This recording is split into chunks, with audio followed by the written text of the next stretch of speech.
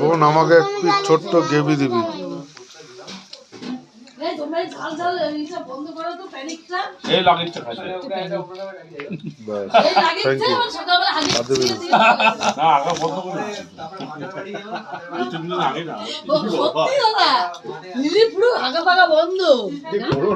ওই জন্য গন্ধ একটা করে ধরেছে। খা মেনিয়া আছে একটু বলে আমরা কিছু দেব না কই এক্সট্রা করে মেরে দাও তুই তাড়াতাড়ি খা হ্যাঁ ওঠ না না তুমি তো আরেকটা রুটি দিলে।